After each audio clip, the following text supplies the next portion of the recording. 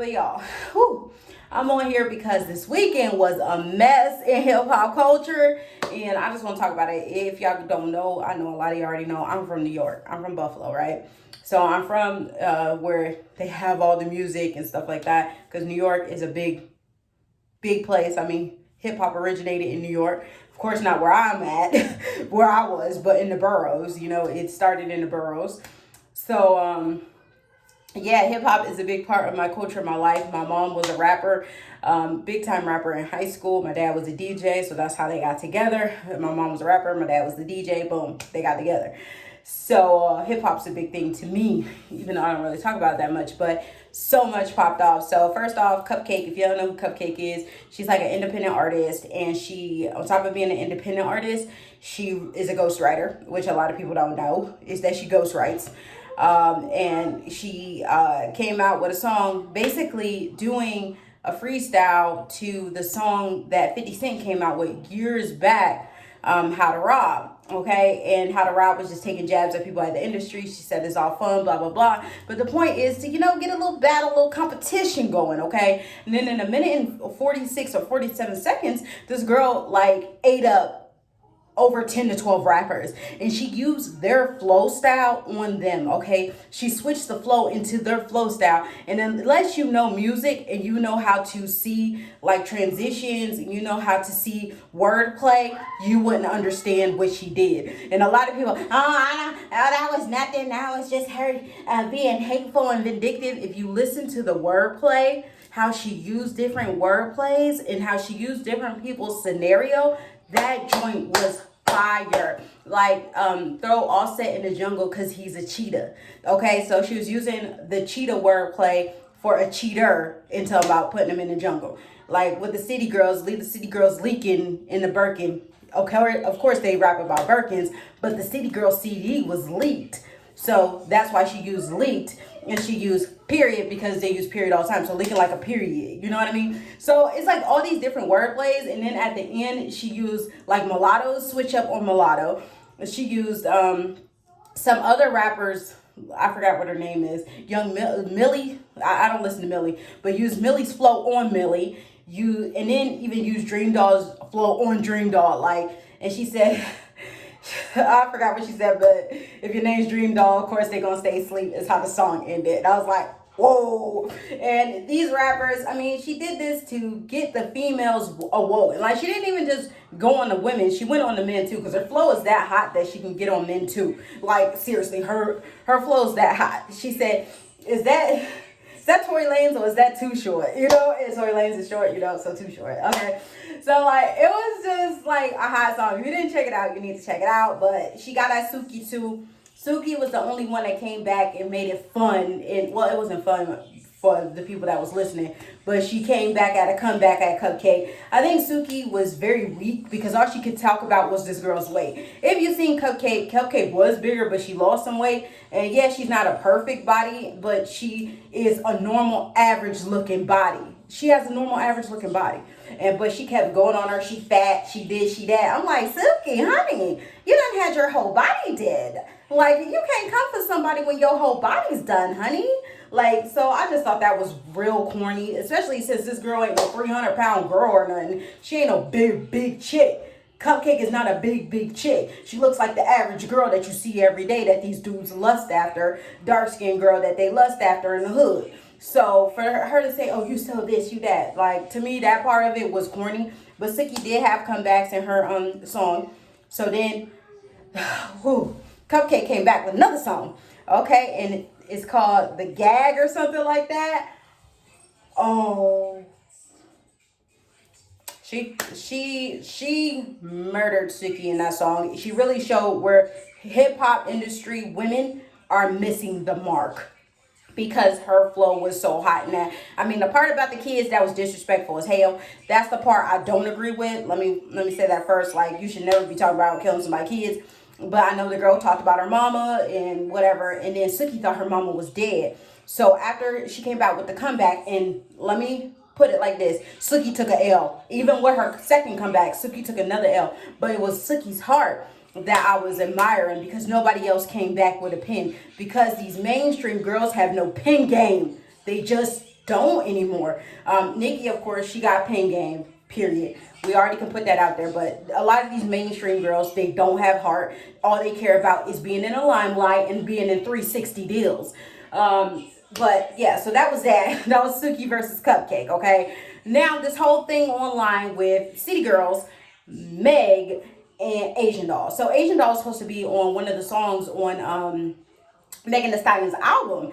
And, you know, it happens a lot that somebody's already put down a verse and everything like that. And then the label say, you know what, we want to put somebody else on it. And they want to put the City Girls because the City Girls, you know, the name is hot. But the funny thing is the City Girls' name is hot, but the album flopped. Ooh, I should be a rapper. But their album flopped. It didn't do well. And neither did Meg Thee Stallion's album, if you want to really put it there. Like, good news. I mean, her first real album, like, it's not charting well at all. But Asian Doll, all she did was go on her live and play her version of the song. It was hot. I mean, I give it to her. Her version of the song was hot. And then, you know, they started this whole beef with her over what she put online. Then it became Asian Doll, and then Meg tried to get in it. And I guess Meg's people, after she wrote about 4 tweets, PR was on the phone like, girl, if you don't shut that down, and shut up. Because they shut her down, and Meg ain't say another word, okay? You ain't hear nothing else from Meg. Because she know better. She know better. They know they try to keep her brand. But Meg is always in some mess. I think Meg is drama. I think Meg is not a real loyal friend. She's just not. And, you know, it is what it is. That's how she want to play it. That's how she want to play it. But it ain't going to get you far in the industry. I mean, it's just not. Y'all can say, oh, Meg's the hot thing now. But she got $3 million or something from Roc Nation. She still has not paid back Roc Nation. So Meg's, is she flaunting like she's rich? But she not rich. She still not paid back the money that was given to her from Roc Nation. See, I think a lot of people miss it. And you should have learned from TLC is even though your name's plastered everywhere, you got #1s and stuff everywhere. When you in them 360 deals, you are screwed. You are screwed because it takes a lot of money to make up for what you're losing. Okay, because you have to pay all these people. You have to pay out writers. You have to pay out, you know, beats. You got to pay out so much stuff. And that's where the independent people are winning. Independent people who got their presence up off social media and are making SoundClouds and getting their music from SoundCloud out there. And that's independent. They're making more money than some of your fave rappers because guess what? They're not in these deals. And they write their own verses. They do all their own stuff. So, yeah, they might not be well known, but they making cake like they well known. And that's what people don't see. They see the little glitz and glamour. Ooh, my name and lights. But some of these people, all they care about is being artists independently, owning their masters, and keeping it pushing. And that's what a lot of times y'all don't understand about the industry is that these independent people be making more money than your favorite rapper, okay? It's just how it is when you're in a 360 deal. So anyway, Asian Doll, she owns her masters and all that. So, you know, they giving her nothing but exposure. So they told Meg, you better shut that down. You better shut up. And Meg left the conversation. So it got a little weird because Roland Ray got into it, telling them like, yo, I'm going to get Big Body Santana, because, you know, Santana and Roland Ray is going at it. Roland Ray is just like an internet influencer. He's a reality guy from reality TV, and he was on the Lynn Toller, you know, court show, and he's disabled. Okay, and they were saying he didn't know Beyonce, but in fact, he did know Beyonce because Beyonce even sent him a PR package for Ivy Park saying, I'm just checking on you with a person I know. So that was funny that people say he didn't know Beyonce, but he actually did. But, and then said something about Asian, you get JT, and don't worry about Carisha, which is, you know, Miami, we just gonna call CPS, gonna keep her busy. Okay, and then they went off on Roland Ray, and then Carisha, like, she came back so disrespectful, and all they can come at for this man is he in a wheelchair, he's disabled, and she called him a retard and called him retarded. I'm like, okay, you the city girls. You the city girls. You all the tap, English and Spanish and then you all this, okay? You all, let me see what you twerking with. Like, you all this. You the city girls. But y'all arguing with an influencer? Like, make it make sense. Why are you arguing with an influencer? You are the city girls. You are a big rap name. A big rap name, right? Why are you arguing with someone in a wheelchair? And yeah, he did at the end come for her deceased baby father and said dig him up, something something, on Twitter. And then she just went off the handle. But my thing is this: when you're a big celebrity, what peons say and smaller people say shouldn't mean nothing to you. You'll have over 1 million something followers, probably more than that, on IG. This man only has like 200 some thousand. Why are you going tit for tat with an influencer? Like, that didn't make sense to me. You're a big time celebrity. You going tit for tat with an influencer. Like, but when CUPCAKKE came at y'all, who's an independent artist, y'all was silent. Like, I think these girls really need to go work on their pen game and stop being on Twitter. Okay, and then JT going on and on. After JT tweets resurfaced about calling black girls, she like the Milky Way ones, not the crispy ones. I don't know who told JT she wasn't part of Crispy Gang, but girl, you one of us, you part of Crispy Gang, okay? It is what it is, and ain't nothing wrong with it. But I think JT, after getting her body done and all that, JT just thinks she's better than dark-skinned black girls or a lot of black girls in general. And you could tell even with pictures she posts on IG, like almost all her pictures, she likes to include Carisha because Carisha's more light-skinned than her. And it's like, girl, stand on your own too. I mean, with your makeup and everything, you're a beautiful black dark-skinned woman. Why are you so insecure? Like, you need to face your own insecurity. So, and she kept trying to go back and forth like she fine, she this, she that. I'm like, girl, you sound real insecure, and please fix it. Like, go to counseling, whatever you need to do, because obviously you don't love yourself. So that all happened this weekend. I'm just like, woo, y'all need to stop fighting amongst each other. I mean, y'all just got dissed. Y'all, if y'all would take that same effort, and the one thing Carisha said that just blew me, she said she's not a rapper. She's not a good rapper. She's not good at freestyle. She's not good at stuff like that. Carisha's not good at rapping, period. That's Young Miami. Young Miami is not a good rapper, period. She's not good.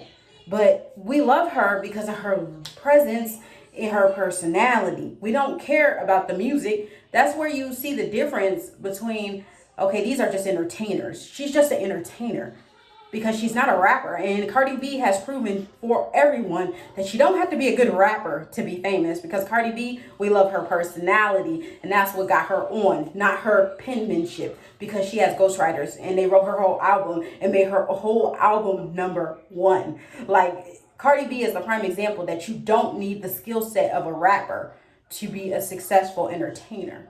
So, I think these girls need to get off Twitter. Seriously, get off Twitter. Asian Doll should have never even entertained it. Like, when they started coming for her, she should have went straight to wax. I would have went straight to wax. You're an independent artist. Get your money. Get your money from the situation. Make a song. Get your money from the situation. That's what I would have did. I would have wrote a song and got my money from the situation. Not going back and forth on Twitter, because Twitter don't pay bills, okay?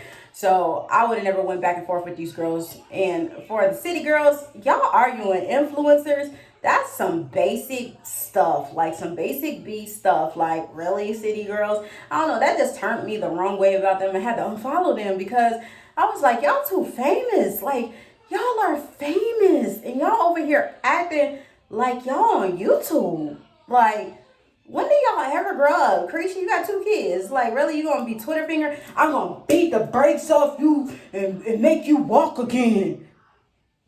Really? And every dig they always take is at his disability. And I like Santana. I ain't even gonna lie, because I was down last week and then I seen the walk challenge. And I was like, okay, let me see you walk. And I like Santana. I even downloaded his CD.